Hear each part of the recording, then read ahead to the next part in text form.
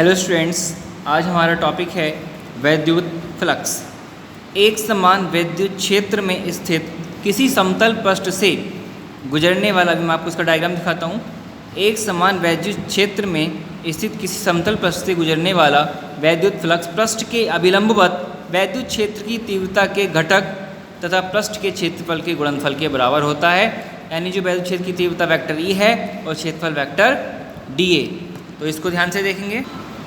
ये होता है आपका सरफेस है, ये डी ए, ये वेक्टर डी ए, वैद्युत क्षेत्र लाइंस आपकी वेक्टर ई। तो इसका फॉर्मूला है phi E is equal to integration a vector E dot vector D A. ये फाई इलेक्ट्रिक फ्लक्स को नोट करते हैं हम इससे। तो फाई इज इक्वल टू, ये आपका स्केलर प्रोडक्ट यानी अदिश गुणनफल है। अदिश गुणनफल में क्या आता है? कोस आता है। और वेक्टर प्रोडक्ट यानी कि सदिश गुणनफल में क्या आता है? साइन आता है, जो आपके हमने विद्युत द्विध्रुव में पढ़ा था। तो phi is equal to E D A cos theta. If theta equal to कितना मान लें हम? 0। तो phi is equal to E D A cos 0। Cos 0 की वैल्यू होती है आपकी 1। तो ये phi is equal to E D A multiply 1। यहाँ बन जाता है phi is equal to E D A. इसकी यूनिट है न्यूटन मीटर स्क्वायर पर कूलाम और दूसरी यूनिट इसकी हो जाती है volt metre. Dimensional formula of phi M L cube T inverse 3 A inverse. Electric field का फॉर्मूला रखेंगे डायमेंशन फॉर्मूला, और एरिया का रखेंगे, और उसको सॉल्व करके ये आपका डायमेंशन फॉर्मूला फाइंड हो जाएगा। नेक्स्ट टॉपिक है आपका घनकोण।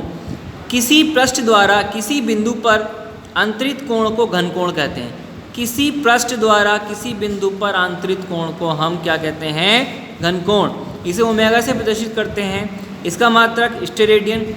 इसका फॉर्मूला होता है D omega equal to D A upon are square, यानी उस सरफेस के एरिया के डायरेक्टली प्रोपोर्शनल होता है, और केंद्र उस बिंदु से सरफेस तक की दूरी के वर्ग के व्युत्क्रमानुपाती होता है। तो D A upon are square. अब देखिए, यदि O को DA के केंद्र से मिलाने वाली रेखा तथा DA पर अभिलंबत के बीच कोण थीटा हो, इससे एक छोटा सा डायग्राम है, वो भी बना लेते हैं। ये इसका डायग्राम है। यदि बिंदु O को DA के, किसके? D, हमने इसको अलग से बना लिया डायग्राम को, इसी डायग्राम को, के केंद्र से मिलाने वाली रेखा तथा DA पर अभिलंबत के बीच कोण कितना हो? थीटा हो। तो फॉर्मूला बन जाता है ये वाला कि D omega equal to D A cos theta upon are square. ठीक है, ये फॉर्मूला हम गॉस थ्योरम में यूज करेंगे। अब आता है आपका गाउस का नियम। निर्वात में किसी बंद पृष्ठ से गुजरने वाला वैद्युत फ्लक्स फाई पृष्ठ के भीतर उपस्थित नेट आवेश क्यू का 1/ε0 गुना होता है। देखिए, क्यू मल्टीप्लाई, इसको 1/ε0 मल्टीप्लाई क्यू लिखें तो क्यू बन जा q/ε0। ये फॉर्मूला हम वैद्युत फ्लक्स में पढ़ चुके हैं। ये आपका डायग्राम है, इसको नोट कर लेंगे। और इसका प्रूफ हम देखते हैं गॉस थ्योरम का। माना एक बिंदु आवेश q पृष्ठ के भीतर बिंदु O पर स्थित है। q कहाँ स्थित है? बिंदु O पर। तो डायग्राम में देख लें, बिंदु आवेश q के कारण बिंदु P पर वैद्युत क्षेत्र की तीव्रता E बराबर 1/4πε0 q अपॉन आर स्क्वायर। ये मैंने आपको ड्राइव कराई थी E equal to F upon Q naught से। ठीक है, जब हमने फॉर्मूला रखा था एफ का 1/4πε0 q naught upon are square, और अपॉन में क्यू नोट से क्यू नोट कैंसिल होके आपको मिला था 1/4πε0 क्यू अपॉन आर स्क्वायर। वैद्युत फ्लक्स अभी पीछे पढ़ा हमने, d F phi is equal to vector E dot vector D A. ठीक है, तो d phi is equal to E D A cos theta. क्या होता है? Cos theta. स्केलर प्रोडक्ट है, अदिश गुणनफल है, तो कोस आएगा। D phi is equal to, हमने ये ई की वैल्यू जो है 1/4πε0 क्यू अपॉन आर स्क्वायर, इसको यहाँ पुट कर देंगे ई की पोजीशन पे, और ये आपका डी ए कॉस थीटा ऐसे ही रहेगा। अब ये D phi E is equal to, ये आपका क्यू बन जा क्यू अपॉन 4πε0 या नोट किया इनटू, ये आपका ऊपर डी ए कॉस थीटा बचेगा, और अपॉन में आर स्क्वायर। तो ये जो था हमने अभी घनकोण पढ़ा था। क्या पढ़ा था? घनकोण। तो d omega is equal to D A cos theta upon are square.